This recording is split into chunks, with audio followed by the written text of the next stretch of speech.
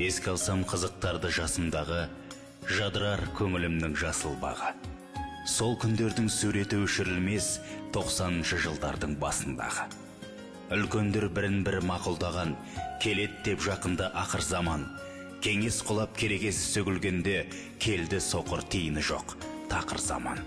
Сөресі дүкендердің қаңырады, халығы шер асына жарымады. Жұмыссыздық жайлаған жаппай елді, сонда дағы қара қазақ налымады. Бала етік шапқылаған қара сирақ, ойынның ордасындай біздің үй жақ. Қыңқ етпей көтеріп біз ауыр жүгін, жүрсе де қу жоқшылық жанды қинап. Ұн таусылды деді анам көңілсіздеу.